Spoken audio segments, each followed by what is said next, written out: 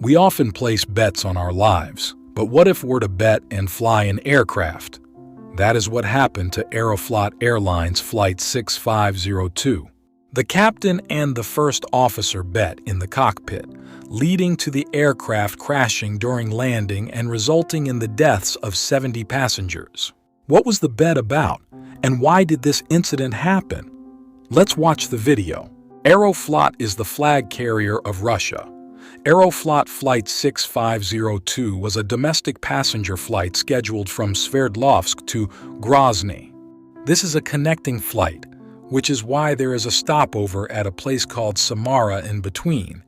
There were 87 passengers on board this aircraft. In the cockpit, there were the captain, first officer, navigating officer, and flight engineer. Additionally, there were 3 cabin crew members inside the cabin.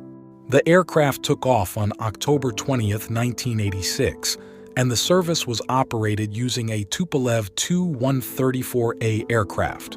Thus, the aircraft is approaching Kurumach Airport in Samara, which serves as the connecting point for landing. Landing clearance from air traffic control has been received.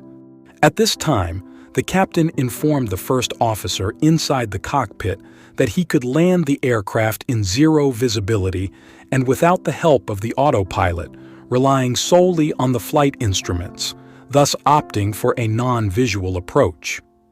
The first officer expressed skepticism, stating that such a landing would be impossible.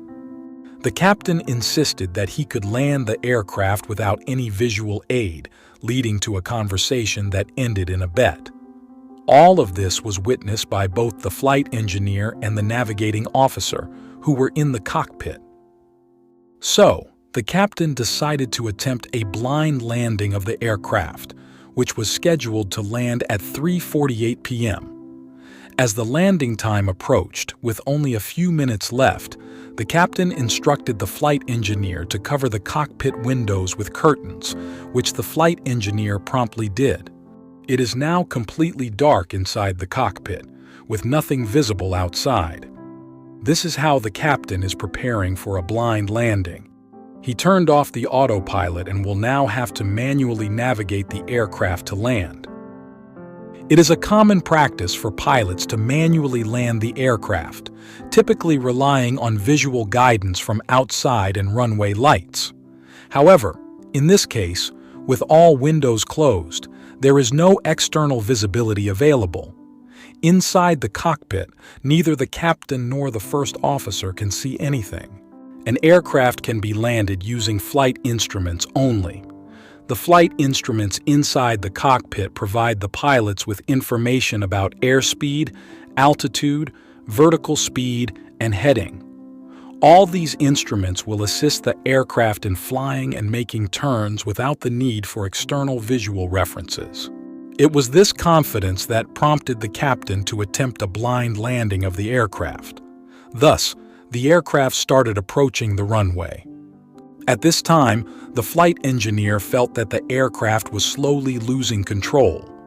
He immediately called for an end to the bet and removed all the curtains covering the cockpit windows. However, the captain was not ready to comply. When there were 3 minutes left to land, the ground proximity warnings started to sound inside the cockpit. The captain ignored them as well. Air traffic control understood that there was a problem with the aircraft because the approach being made for landing was not safe. That's why a call came from air traffic control to the cockpit, advising the crew to perform a go-around as the landing approach was deemed unsafe. However, the captain ignored this warning. 2 minutes before landing, the flight engineer jumped up and removed the curtain covering the cockpit windows. Upon looking down, they realized that the aircraft had gone too far from the runway after the intended landing point. But they couldn't take any action with the aircraft. Prior to that, the aircraft made a very hard landing, traveled forward for about 200 meters, and then flipped upside down, caught fire, and exploded. 63 passengers died on the spot and 7 died on the way to the hospital. However, The remarkable thing is that both the captain and the first officer survived the accident. The first officer immediately made every effort to evacuate the passengers. However, on the way to the hospital, the first officer suffered a sudden cardiac arrest and tragically passed away.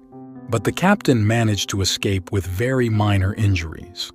After the investigation by Soviet officials, it was understood that this accident was caused by the captain's carelessness as well as extreme negligence. Later, during the captain's trial, he admitted to the court that the accident occurred as a result of the bet made in the cockpit. He was sentenced to 15 years, but he ended up serving only 6 years in prison.